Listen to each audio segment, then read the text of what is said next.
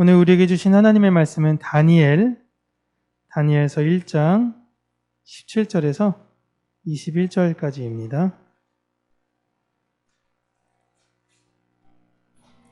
다니엘서 1장 17절에서 21절까지 우리 함께 한 목소리로 읽겠습니다. 네, 함께 읽겠습니다.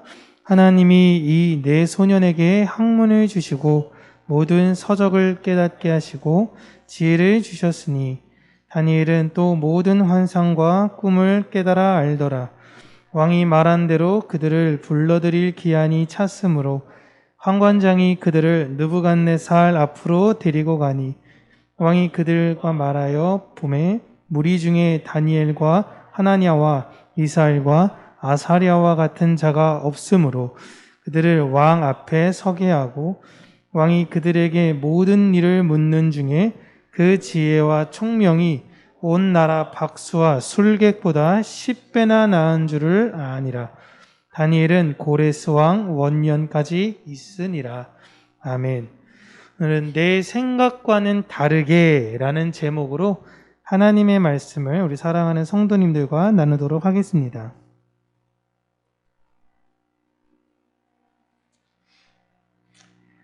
오늘 본문의 내용은 하나님께서 주시는 그 복과 우리가 바라는 것에 대한 충돌이 나오는 장면이거든요. 하나님께서 우리에게 주시고자 하는 그 복과 내가 기대하고 생각하는 것에 어떤 차이점이 있는가 우리가 함께 살펴보겠습니다. 지난주에 음식에 관해서 다른 이들이 자신을 무엇이라고 부르든지 간에 하나님 앞에서 그 자신의 마음을 지키는 것이 우선이었던, 그것이 음식으로 드러난 다니엘과 세 친구에게 하나님의 건강을 허락하셨죠. 열흘간의 테스트를 잘 통과했습니다. 그들에게 건강을 더해 주시고 이제는 그들의 학문을 넓히시며 지혜를 주셨다라고 17절에 이야기를 하고 있습니다. 우리는 흔히 학문이 넓어진다라는 것을 지혜로운 것으로 알고 있지만 성경에서 말하는 지혜는요, 앞으로 이루어질 일을 현재 이야기하는 능력을 말해요. 그러니까 쉽게 예지력 같은 건데 이게 좀 다릅니다. 그러니까 하나님께서 다니엘과 세 친구에게 주셨던 능력은 과거에서부터 쭉 현인들, 똑똑한 사람들이 정리하고 정리했던 그런 학문들을 빨리 배울 수 있는 학습 능력, 그런 지식을 그들에게 주셨고 앞으로를 내다보고 판단할 수 있는 지혜를 주셨다라는 것이 17절인데, 그 또한 보시면 이제 다니엘은 하나님의 지혜를 나타내는 인물로 나오는데 이제 하나님의 지혜가 다니엘을 통해서 세상에 어떻게 드러나게 되는가를 꿈과 환상을 통해서 알려주시는 거죠. 그러니까 이게 말하는 것이 무엇이냐면, 그러니까 제국들이 세상을 지배하는 것처럼 보이지만 다니엘과 있었던 그 시기에 그것이 다 하나님의 계획이었다라는 것을 성경은 지금 말하고 있는 것이고, 그것이 다 우발적으로 된 것이 아니라 하나님이 알려주신 대로 그 현재에 있는 사람들이 그것을 말했다라는 거예요. 그걸 지혜라고 이야기하는 거예요. 그러니까 지혜라는 것은 미래에 일어날 그런 일들을 단순히 이야기하는 거. 뭐 통일이 언제 되냐, 뭐 북한 김정은이 언제 죽냐, 뭐 짧게는 대통령이 누가 되냐, 뭐 이런 것이 아니라 이 모든 것은 사실 하나님께서 다 이루시는 거잖아요. 그거 아닙니까? 통일은 하나님께서 허락하셔야지 되는 것이고 대통령도 하나님께서 세우셨기 때문에 된 거예요. 그러니까 하나님께서 모든 걸 다 이렇게 만드셨는데 교회는 하나님께서 무엇을 하시기 위해 그러한 일들을 일어나게 하셨는가를 해석해야 하는 거예요. 이게 교회가 하는 일이에요.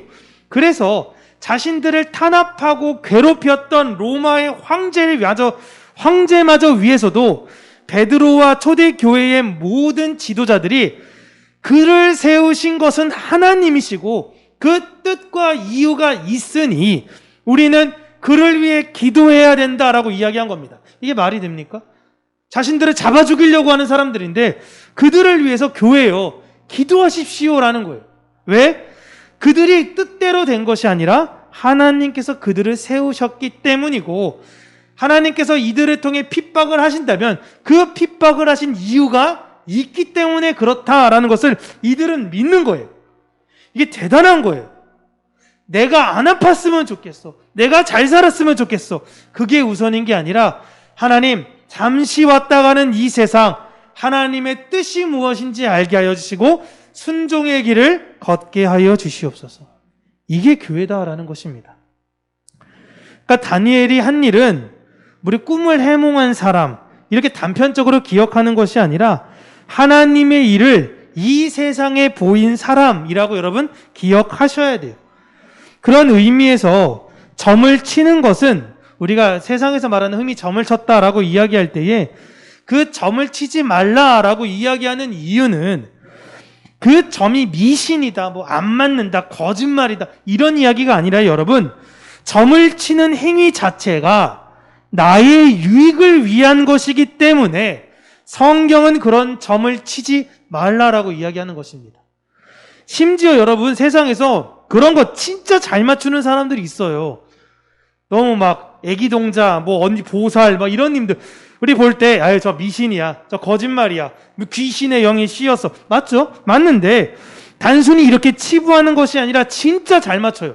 여러분 흔들리지 않겠습니까? 어떤 점쟁이가 여러분 앉혀놓고 여러분의 과거를 갑자기 막 읊어요. 한 번도 안 얘기 안 했는데.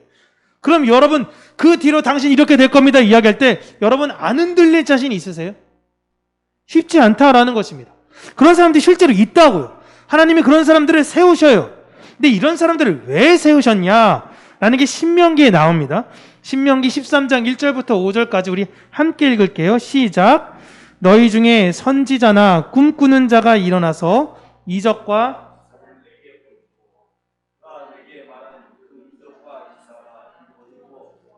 너희가 알지 못하던 다른 신들을 우리가 따라 섬기자고 말할지라도 너는 그 선지자나 꿈꾸는 자의 말을 청종하지 말라.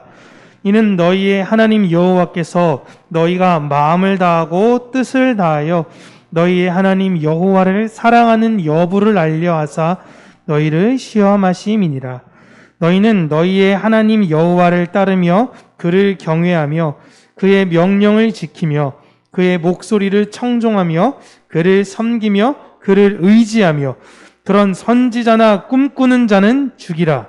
이는 그가 너희에게 너희를 애굽 땅에서 인도하여 내시며 종되었던 집에서 속량하신 너희의 하나님 여호와를 배반하게 하려 하며 너희의 하나님 여호와께서 내게 행하라 명령하신 도에서 너를 꿰어내려고 말하였음이라. 너는 이같이 하여 너희 중에서 악을 제할지니라. 아멘. 하나님께서 굉장히 단호하게 말씀하십니다. 그리고 이 사람들이 분명히 잘 맞출 거다라고까지 말씀을 하세요. 그런데 그렇게 허용하신 이유는 너희가 그렇게 너희의 앞날의 관심보다도 나의 계명, 나의 말을 더 잘 믿는지를 확인하기 위해서 하나님께서 그런 사람들을 세우는 것이다라는 거예요. 분명 그런 사람들은 있고요, 여러분. 그들은 정말 귀신같이 맞출 거예요. 근데 그것에 흔들리면 안 된다라는 것입니다. 어떤 모 교회에서는 권사님들이 모여서 때가 되면은 이게 한 연말, 연초쯤에 전보로 같이 간다라는 그런 교회까지도 있어요. 아마 여러분 주변에서도 가끔씩 이런 이야기를 들으신 분들도 있으실 겁니다. 여러분, 그리스도의 피로 거듭난 우리들은요, 옛사람들은 죽었어요. 이제 자신의 유익을 위해서 사는 존재들이 아닙니다. 예수님께서 너의 유익을 위해서 살라고 예수님의 피값으로 우리를 사신 것이 아니에요. 그냥 우리는 하나님의 나라와 그의 영광을 위해서 이젠 과거와 전혀 다른 삶을 살기 위해 사는 자들이 된 것입니다.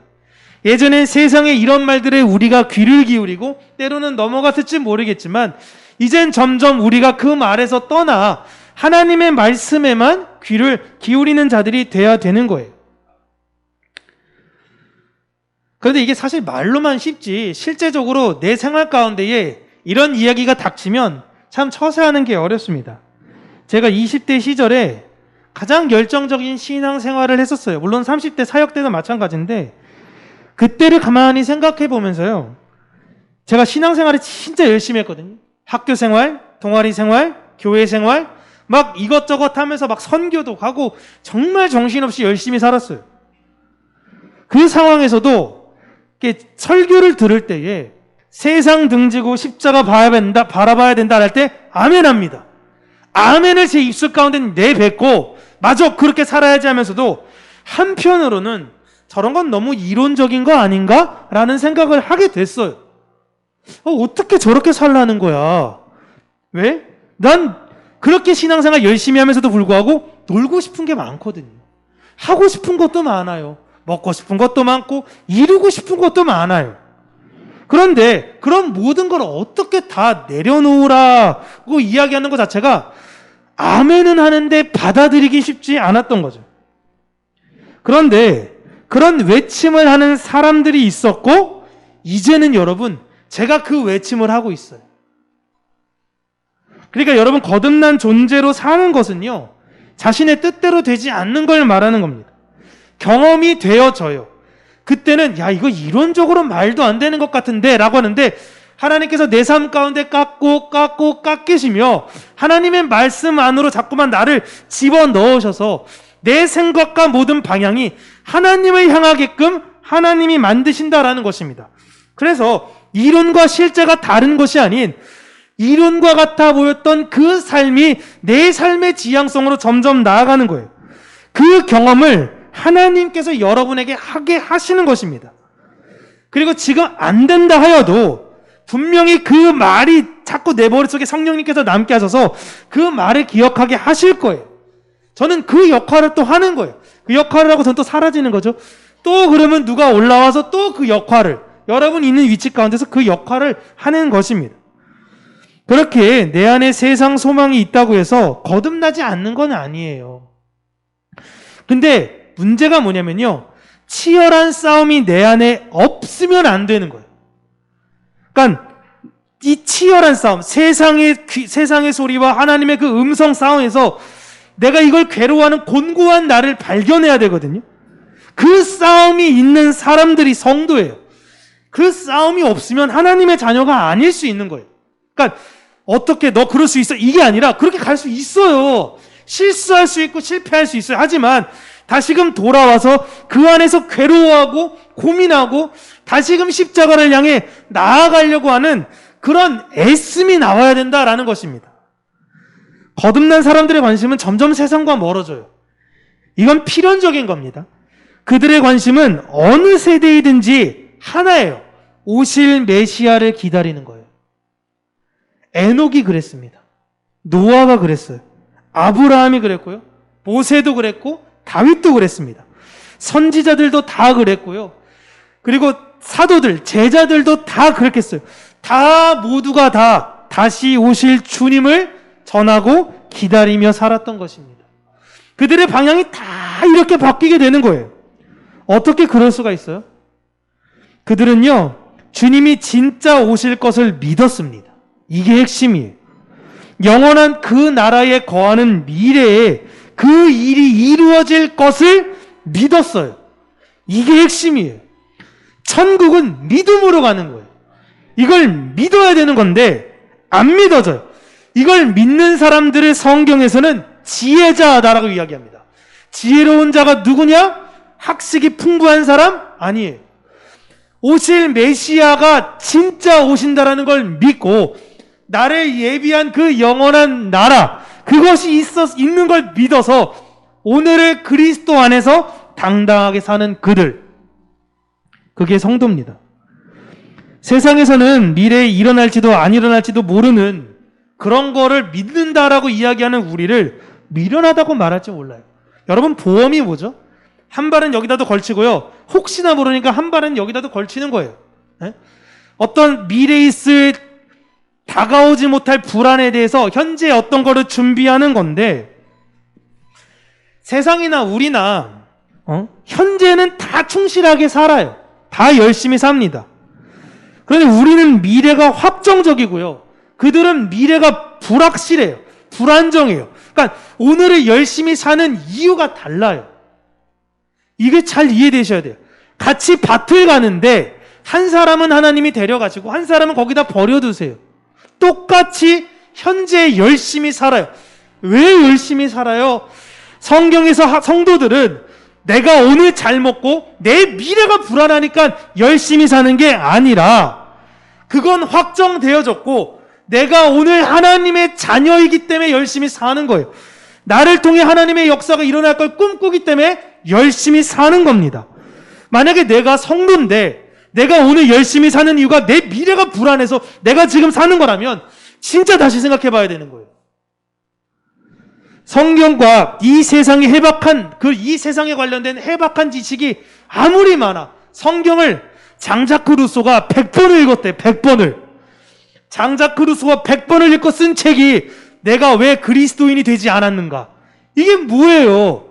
성경 100번 읽고 나서 쓴 책이 나는 그리스도인 안 되겠다라는 겁니다. 응?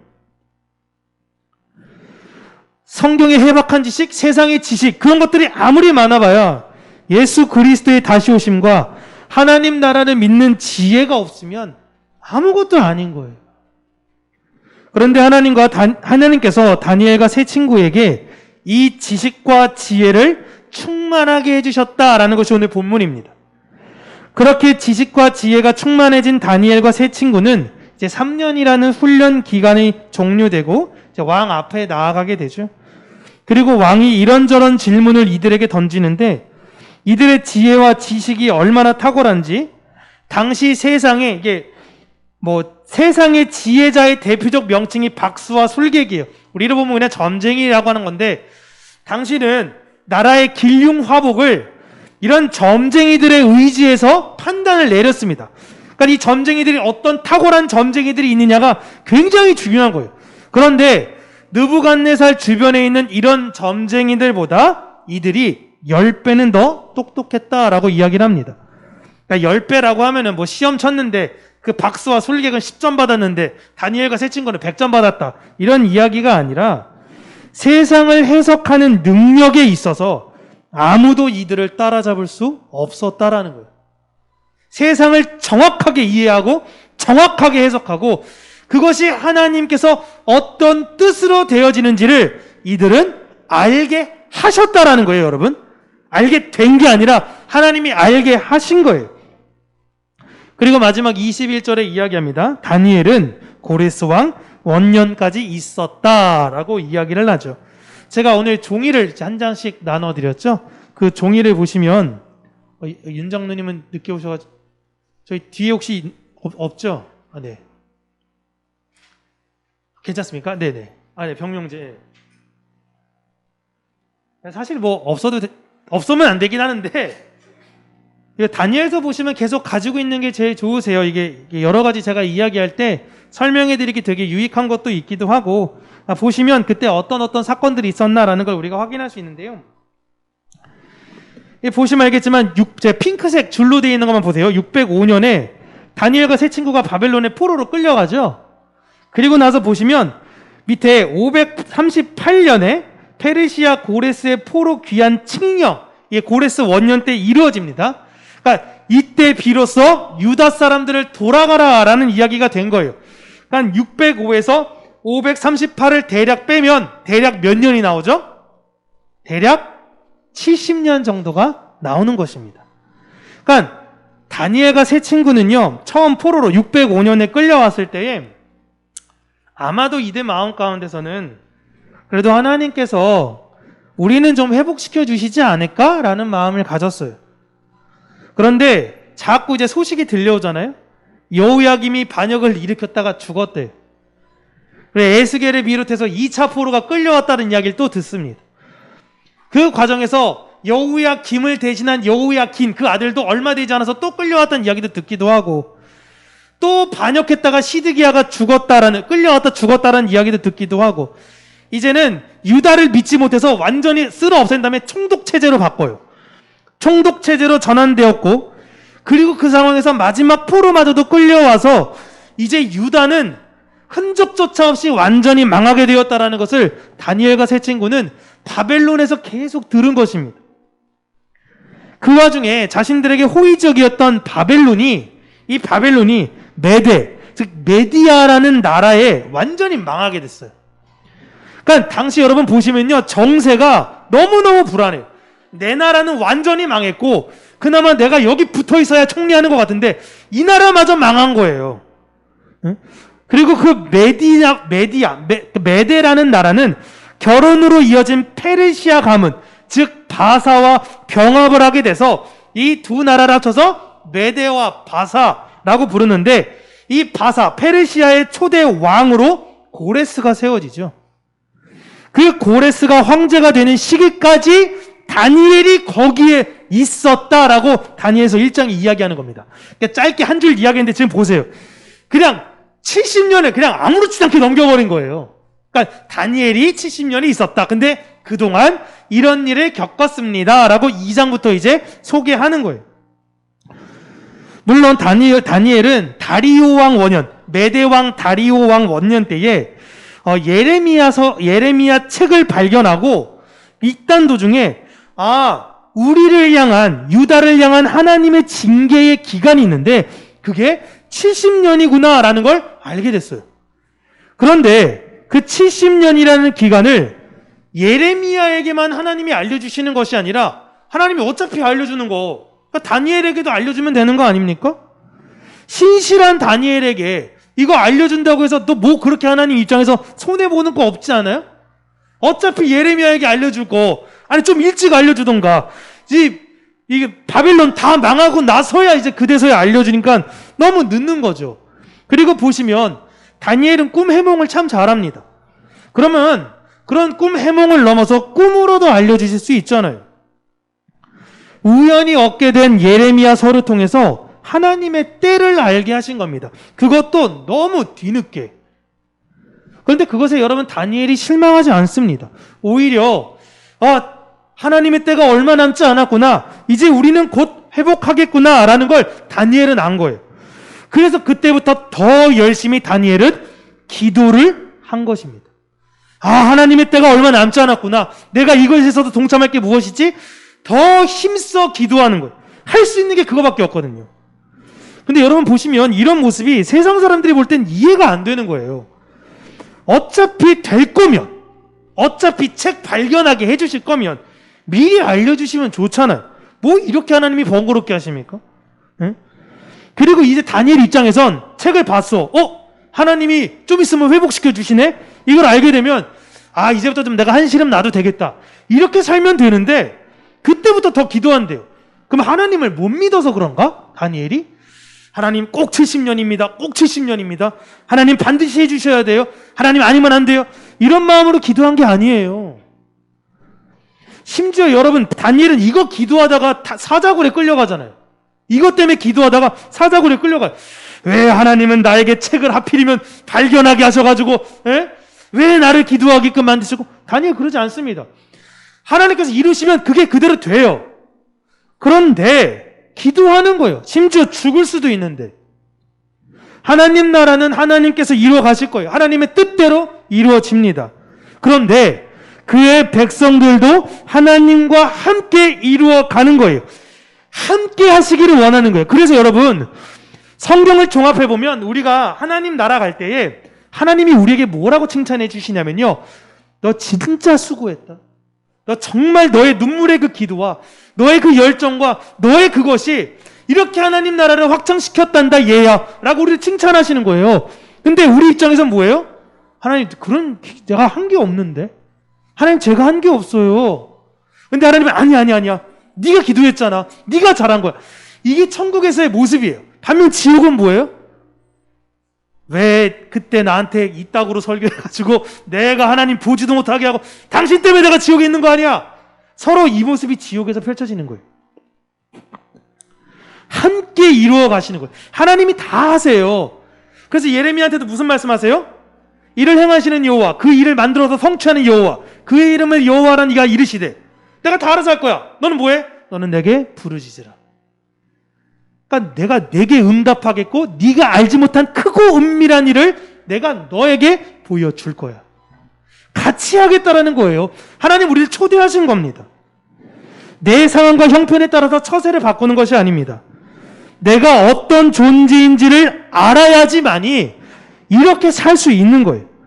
내가 하나님 나라의 백성으로 이 땅을 사느냐, 아니면 이 세상의 힘만을 바라보고 의지하며 사는가? 죽음은 그 다음 문제입니다. 내가 지금 어떤 존재냐라는 거예요. 다니엘은 하나님을 섬기는 자로 평생을 살았습니다. 그런데 이런 다니엘의 삶을 어떤 이들은, 야, 그래도 다니엘은 총리였기 때문에 좀 편하게 산 거 아니야?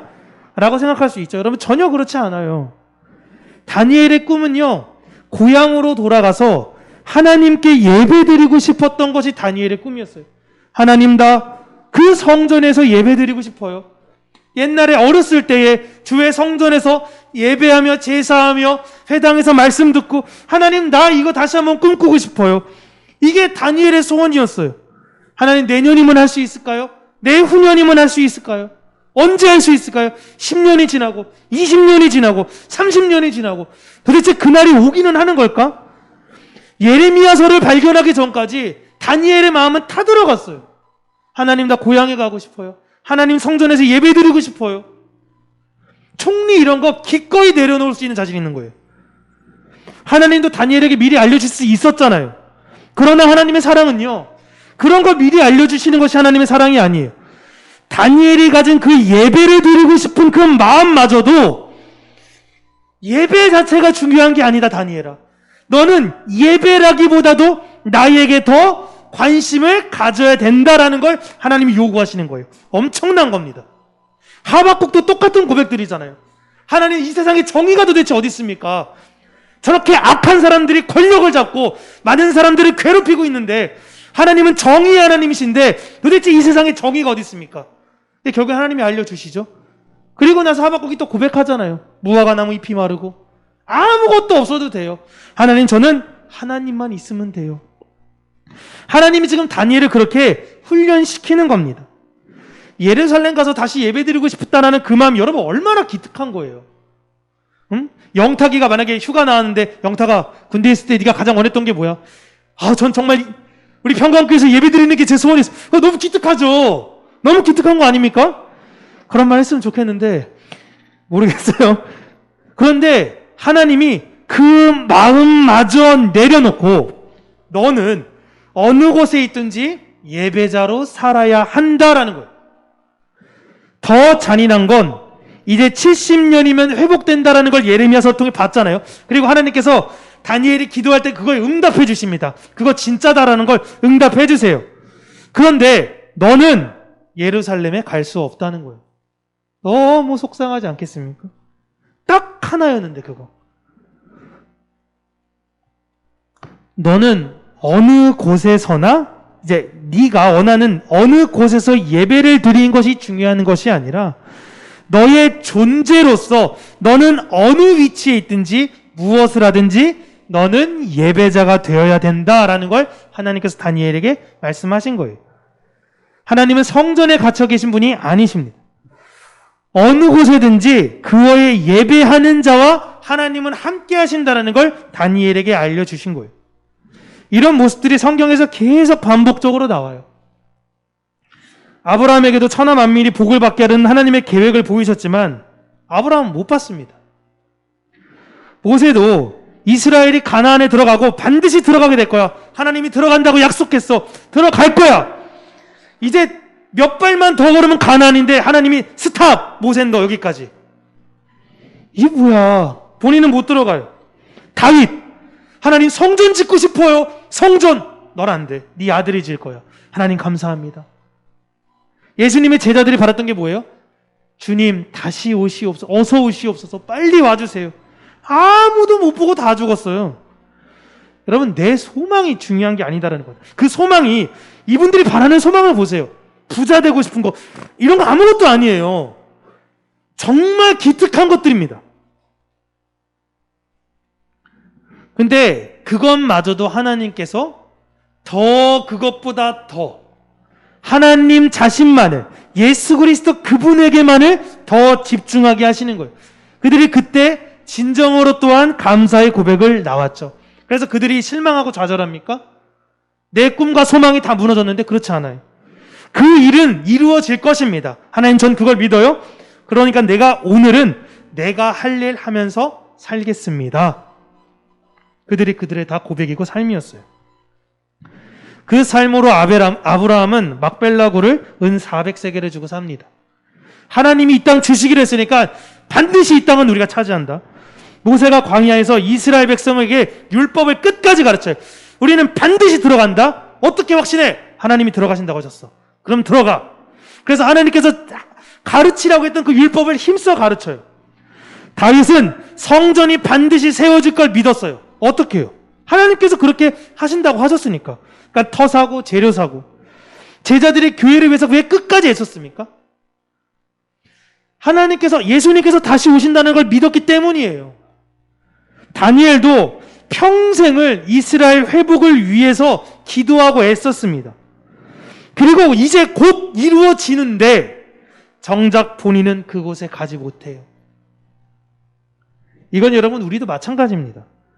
우리도 이 땅에서 교회를 위해, 하나님 나라와 영광을 위해서 최선을 다해서 살아요. 그러나 이 땅에서 우리가 살아있을 때, 이 살아있는 기간 동안 예수님께서 안 오실 수도 있습니다. 하지만 우리는 실망하지 않아요. 왜요? 그분은 오신다고 약속하셨기 때문에 반드시 다시 오십니다. 그걸 믿고 오늘 나는 최선을 다해 사는 거예요. 마치 오늘 밤 자정 12시에 주님이 오실 것처럼 믿으면서 사는 거예요. 오늘 9시 오시면 안 돼. 하나님, 나 끝나고 이따 가서 쇼트트랙 봐야 되는데 이따가 9시 넘어가면 이게 아직 베이징 올림픽 못 보니까 그 이후에 오세요. 이런 게 아니라 그냥 9시에 오시는 것에도 감사하고 내일 오셔도 감사하고 늘 그렇게 기다리면서 사는 것입니다. 성경의 믿음의 인물들, 우리의 믿음의 선배들, 믿음의 조상들이 자신의 소망이 끊겼을 때 다 하나님을 비판했습니까? 비난했습니까? 아닙니다. 하나님은 옳으십니다. 하나님은 선하십니다. 이걸 인정하면서 갔어요. 그렇다고 그들의 삶이 다 평탄했나요? 아니에요. 모진 시험과 주변의 조롱 속에서 살았다라는 걸 우리는 봤어요. 뭐 하나 쉬운 사람이 없어요. 그들이 원했던 삶을 보시면 아브라함은 부자가 되길 원했던 것도 아니고 모세는 왕이 되고 싶었던 것도 아니었고, 그러니까 자기 지도자로 하나님이 너 선택했어라고 할 때 모세가 하나님 메신저 잘못 골랐어요. 왜 자기냐고 그렇게 바득바득 우기잖아요. 다윗은 왕이 꿈이 아니었습니다. 주님, 저는 주의 성전의 문지기로 사는 게 제 꿈입니다. 이게 다윗의 꿈이에요. 다니엘도 총리가 꿈이 아니었어요. 먼저는 이 세상에 이런 것들, 이런 기초적인 것들이 성도들의 꿈이 되면 안 돼요. 근데 이것마저도 자꾸만 교회에서 왜곡돼서 장관이 되어야 된다, 대통령이 되어야 된다, 이 세상에서 영향력 있는 인물이 되어야 된다, 그런 유치한 꿈에 대해서조차도 이야기하는 게 아니라 하나님은 그것을 넘어서서 하나님, 내가 어느 위치에 있던 간에 내가 하나님을 위해 이게 하고 싶어요 라는 그 꿈도 버리게 만드신다는 겁니다. 이게 진짜 성경의 힘. 근데 또 그렇게 만드세요. 그런데 그 모든 게 다 버려지는데 내 안에 허망함과 허탈함과 공허함이 있는 게 아니라 하나님의 은혜가 충만하게 된다라는 것입니다. 그럼 하나님은 절대 우리 생각대로 움직이시는 분이 아닙니다. 야, 이렇게 되면 좋겠지, 저렇게 되면 좋겠지. 제가 평강교회 오면서 계속 기도하면서 사람들 접촉하고 막 꼬셔요. 야, 우리 교회 와서 함께 예배하자. 우리 교회로 와서 함께 예배드리자. 막 이렇게 한 번 만날 때 잘 안 하고 한 3번째쯤 만났을 때 이렇게 돌려가면서 막 밥도 사주고 차도 사주고 마시면서 막 얘기해요. 막 올 것 같아. 어제 막 왔어. 올 것 같아. 안 와요. 하나. 왜 안, 야, 그리고 네가 옛날부터 온다고 한다며. 왜, 막 마음에 서운함도 막 오기도 하고, 실망이 오기도 하고, 이렇게 돼서 사람이 이렇게 많아져가지고 젊은 사람도 많아지고, 막, 우리도 막 소그룹도 하고, 막 찬양팀도 하고, 막 욱작욱작 하면서, 막 혼자 꿈을 막 꿔요. 막 심지어 진짜 꿈도 꿔요. 막. 제 사모님도 막 꿈 꿔요. 막 그래서 막 얘기해서, 목사님, 내가 이런 꿈 꿨, 이런 꿈 안 꾸세요? 저만 꾸나? 그래서 막 꿈을 꿔요. 그러면 혼자 일어나서 막 되게 기분 좋아요. 그러다 기도하다가 또 막 실망해요. 주님, 언제 될까요? 막 하면서 막 그런 거에 연속이에요. 그러다 보면 막 힘 빠지기도 하고, 어떤 날은 막 괴로워서 울기도 하고, 근데 이런 거 다 내려놓으라는 이 다니엘서를 읽으면서 하나님께서 저에게 주신 은혜예요. 하나님은 내 생각대로 움직이시는 분이 아니다. 그러나 하나님의 그 길은 언제나 옳으시다라는 겁니다. 우리가 꿈을 꾸고 하나님께서 이루시는 분이 여러분 절대 하나님이 아니에요. 하나님은 우리에게 고난이라는 도구를 주셔서 우리가 가진 세상의 꿈, 여러분 진짜 우리에게 부엌에서 하나님 말씀 더 확장되는 이게 나쁜 건가요? 너무 좋은 거 아닙니까? 전 이게 진짜 이루어지기를 바라고 소망하고 있지만 그런 꿈마저도 하나님께서는 내려놓고 하나님께서 다른 방법으로 우리에게 은혜를 허락하실 것입니다. 그러니까 하나님의 꿈이 이루어지는 것을 우리는 바라보는 거예요. 와, 하나님 대단하십니다. 내 생각대로 야 역시 이렇게 될 줄 알았어 이게 아니라 야 우리 하나님 너무 대단하십니다. 이걸 우리는 하나님을 찬양하는 거예요. 이사야서 43장 21절처럼 하나님께서 이 백성을 지은 이유는 나의 찬송하게 하려 함이다. 하나님이 이루신 일을 너희들이 보고 감사하며 감격하게 만들려고 우리를 부르셨대요. 우리는 그 하나님의 꿈을 위해서 오늘 열심히 사는 거예요. 성도들은 이 세상 사는 것 자체가 힘들어요, 여러분. 그러니까 계속 묵상하고 말씀 읽고 그러다 보면 때로는 빨리 이 세상 떠나서 하늘나라 가고 싶다라는 생각이 당연한 겁니다. 그러나 이제 우린 머지않아 이곳을 떠나서 영원한 안식처에 거하게 될 테니까 때론 내 안에 그런 여러 가지 마음이 있을 때 내 생각대로 살려고 애쓰는 것이 아니라 하늘 소망을 두고 오늘도 믿음으로 살아야 되는 것입니다. 행복하게 사세요. 재미있게 사세요. 여러분 안에 그리스도의 피가 있어 그 피가 나를 뛰게 한다면 여러분 행복하게 사십시오. 구태여 막 아골골짝 빌들만 골라서 내가 들어가겠습니다. 그렇게 하지 마시고요. 그냥 하나님께서 때가 되면 거기 걷게 하세요. 때가 되면 걷게 하시고 때가 되면 걷게 하시니까 오늘 하나님 내가 내 주변 사람 사랑하면서 내 안에 연약함 발견하면서 하나님에 대한 소망을 꿈꾸면서 살게 하여 주시옵소서라고 하루하루 주님을 소망하며 사는 저와 여러분 우리 평강교회 되기를 주님의 이름으로 축복합니다. 기도하겠습니다. 참 좋으신 하나님 아버지, 하나님의 뜻은 우리의 생각과 다르다는 것을 인정하는 자들로 살게 하여 주시옵소서. 하나님의 은혜가 얼마나 크고 놀라운지 우리가 우리 삶 가운데 발견케 하여 주시고 때로는 고난과 역경을 통해서 하나님의 그 뜻이 무엇인지를 올바로 해석하는 우리 모든 성도님들이 되게 하여 주시기를 간절히 간구하고 소원합니다.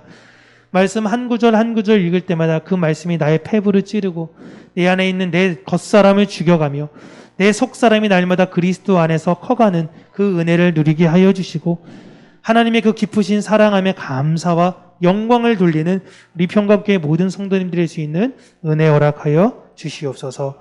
예수님 이름으로 기도합니다. 아멘.